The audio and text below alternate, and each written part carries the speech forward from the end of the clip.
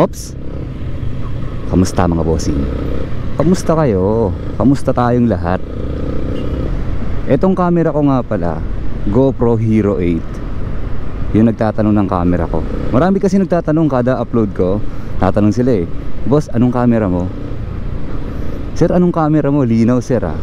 GoPro 8 po to mga bossing. Yung ano naman, langis, tinanong din ni sir yun. Madali kasing sagutin to sa ano, diba? Ito habang nagbi-video ka. Motul H-Tech 100 10W40. Nasa 500 pesos po. Motul, hindi pa ako nagpapalit simula nung nagmotol ako. Motol ako 2 years ago, 3 years ago. Una kicks, tapos nagpalit kaagad ako ng motul. Gusto ko nga rin testingin yung Amsoil. Ano yun maganda daw yun, sabi ng mga nakagamit ng Amsoil tahimik daw yung performance ng makina mo. Siguro testingin ko isang beses. Pero paano ko malalaman na gaganda yung performance ng Amsoil pag nagpalit ako? Gusto ko kasi sanang isabay sa ano yun pag naubos to tapos gagawin kong pula. Pag nag-blink na tong gas ko, papalit ako ng pulang gasolina, full tank, tapos sabayan ko ng Amsoil. Mararamdaman ko kaya yung diferensya. O wag muna, magpo-full tank muna ako dito ng hindi muna. Bala ko na kasi talaga magpula mga idol, ng gasolina. Tapos pakikiramdaman ko kung magbabago ba tong sniper. Tingin ko hindi magbabago, ganun pa rin siguro yan sa green. Yan. Tapos pag nasanay na to sa pula siguro ng mga ilang panahon, testingin ko na mag AMSOIL kung ano, tatahimik. Yan yung tinatarget ko talaga, kaya nabanggit ko rin dito. Sakto may nagtanong kasi ng ano raw langis ko. Sa ngayon motul. Tapos plano ko, ito talagang kasunod, plano ko mag AMSOIL. Testing lang. Yan ang mahirap pag may malaki sa harapan mo. Hindi mo na nakikita yung nasa unahan. Yung pala, kakaliwa siya. Dito tayo ulit.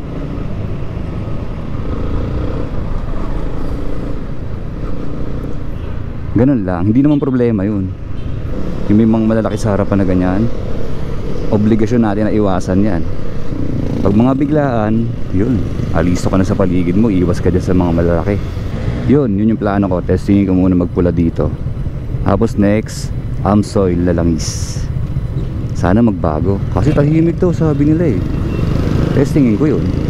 Tapos nakita nyo, di ba, naglilinis ako ng motor. Kaya ako nag-video para malaman po natin lahat na para sa akin, number 1 talaga po yan na maintenance sa motor, na hindi pinapansin gaano siguro ng karamihan, o pinapansin din naman, pero mas magandang alam kagad natin kasi yun, na maglilinis tayo ng sasakyan. Pag bumili tayo ng sasakyan, okay, dali natin doon sa car wash. Pinipigilan ko kasi dito yung taon. Mag-i-age kasi sa taon eh, yung katawan, yung itsura ng motor. Eh ako po naman 14,000 pa lang to. Binabalance ko, kaya gusto ko sana eh bago-bago pa rin yung itsura niya kahit mag 4 years siya, next year ganoon. Kaya nilinis-linis ko siya. Ang saya nga minsan, may babati sa'yo. Bati sila, bago sir ah. Yung video ko na nakaraan, nasaktuhan lang yun sa guard. Bago ah, pero talagang medyo madalas na may mga nagbabanggit ng gano'n pag nakikita nila. Parang sinasabi ko, ano ba yung bago? Motor ba? Baka mamaya sapatos ko yung bago eh. Ayan oh, bago yan. Matatapos na to oh. Landmark kasi yan eh. Pag natapos yan, edi masaya. Tas yun na nga, kaya underrated maintenance po yung paglilinis ng motor na yan. O sige, given na. Eh wala akong parkingan eh. Mga araw-arawan lang yan, ayoko lilisin yan. Bahala ka maluma. Eh yun na, nasa atin na yun. Ako naman, eh may parkingan sa bahay. Tapos ang dalas-dalas ko pa maghugas. Kaya siguro ganun. Medyo okay pa yung mga plastic na tignan. Tsaka yung paggaling kayo sa ulan, galing sa lusong, banlawan nyo ito kaagad. Lagyan nyo ng sabon yung balde, tapos paliguan nyo para ma-wash out talaga yung mga nagpapakalawang sa motor. Tsaka ma-wash out yung mga nagpapaluma sa pintura. Tapos yung mga pamahid, iwasan natin yung mga pamahid na yun. Pwede paminsan-minsan. Ito hindi ko pinapahiran ito eh. Nakakita kasi ako ng mga matraven minsan. Ang kintab na.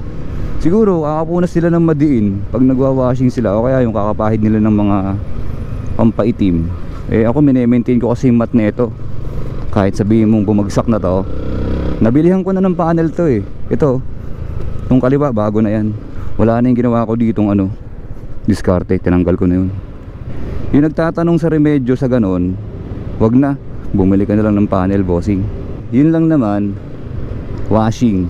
Bukod sa, sige, magpapa PMS kayo, mag-change oil kayo, pero yung washing, mas maganda nga frequent washing.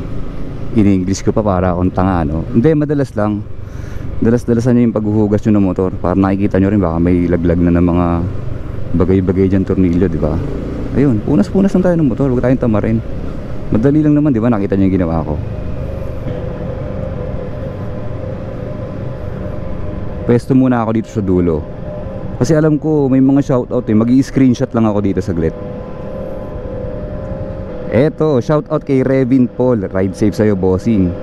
Tsaka kay Sir Dominic Monasilio, ride safe, bossing. Paano, hanggang dito na lang muna. Salamat.